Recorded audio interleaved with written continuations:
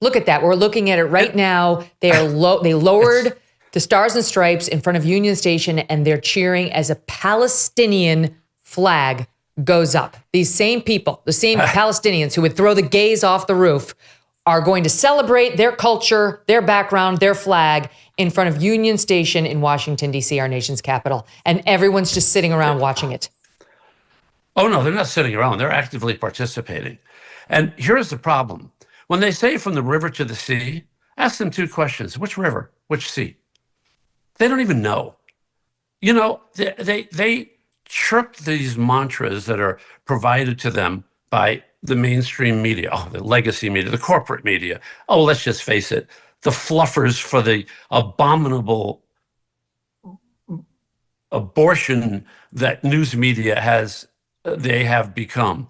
They're a joke.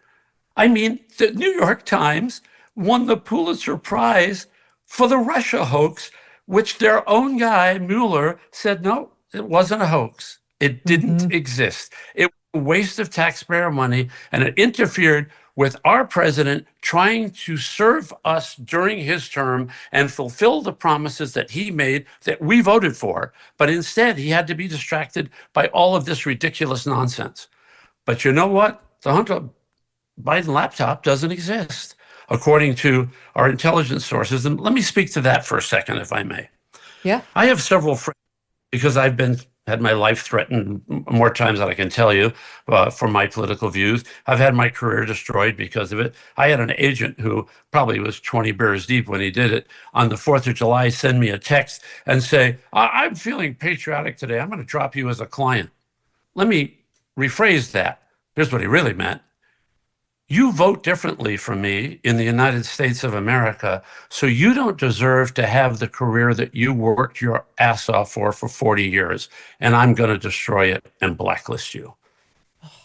And that's what this piece of shit did. Pardon my French. Okay. No, now the good news is he lost his biggest client and so on. And then I said, well, I've got to find a way to pull myself up by my bootstraps. And thanks to two wonderful people in my life, David Wargo, my friend from MIT, and my glorious best friend for my entire career in Hollywood, a man I helped get into the business, Chuck Roven.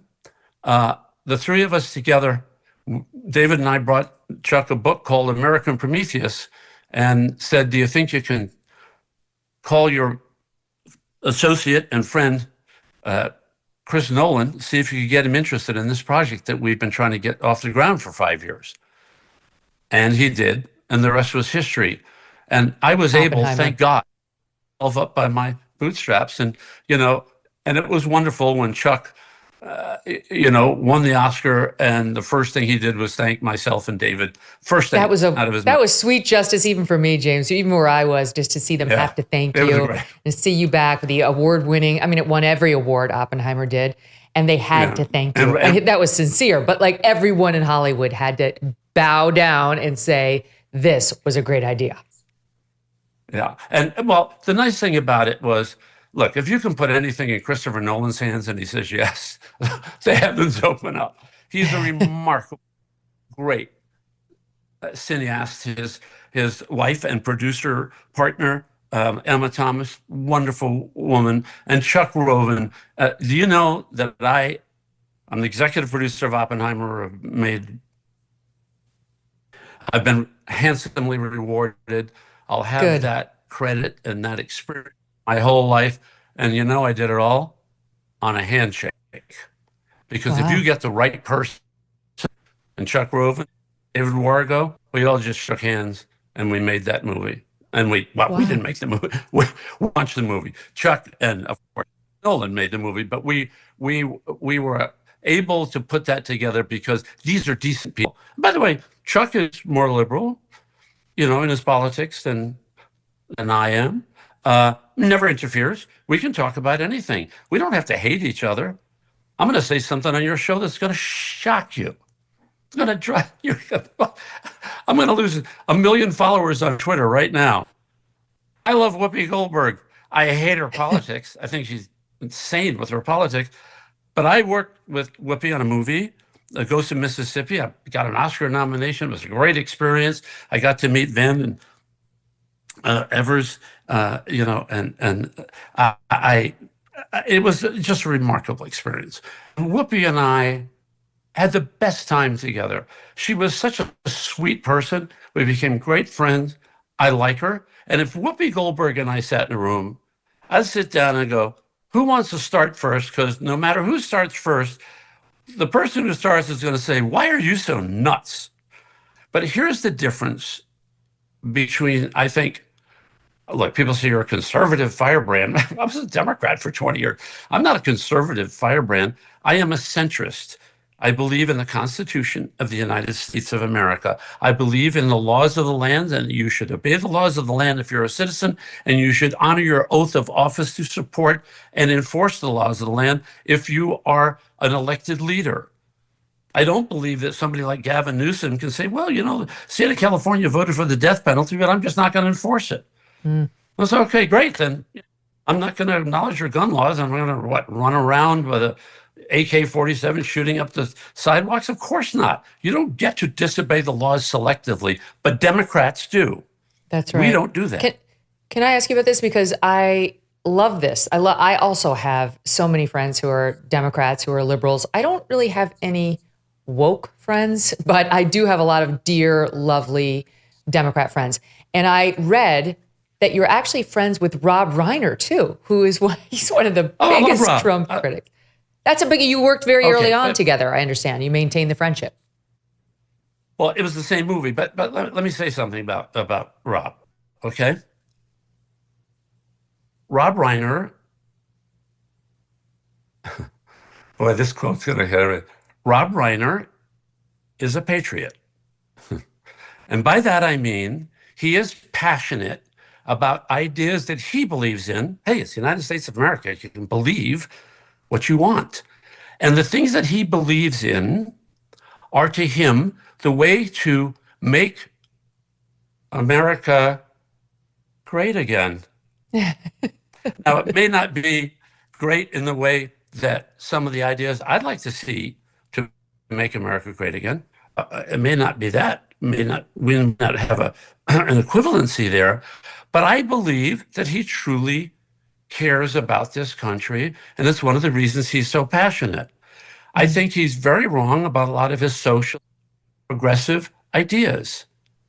But, he's entitled to that. What's magnificent about this country is that Rob Reiner and I can be friends and completely disagree about just about everything, quite frankly. But you know what? Rob fought for studio didn't want me for Ghosts of Mississippi, and I promised him, I said, if you take the chance and hire me, I'll get you an Academy Award nomination with my performance, because this is an important story. And it was about the assassination of Medgar Evers, and while hateful people, oh, good, I'm glad that guy got shot. Let me tell you a wonderful story about that one. We were filming in Jackson, Mississippi.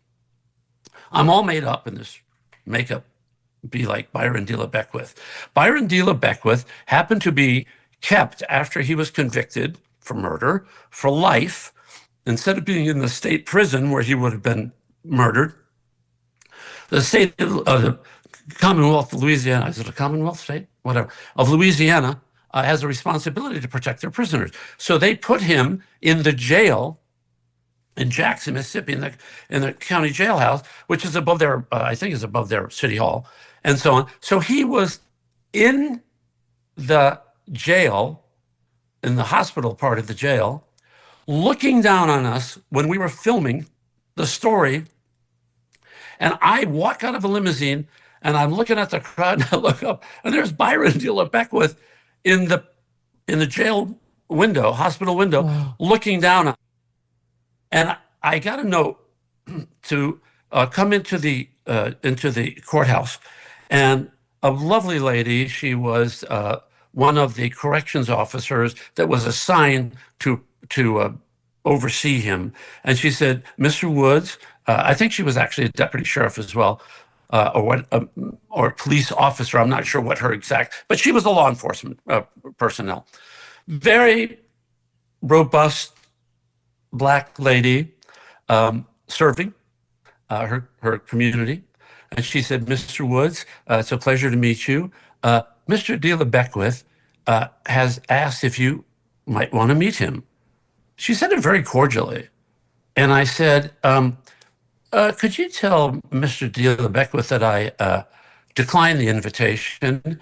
And as an amendment to that thought, I hope he rots in hell and has his gizzards eaten out by wild dogs. And she says, I always thought I'd like you. You married? Do you owe back taxes? Pandemic relief is now over.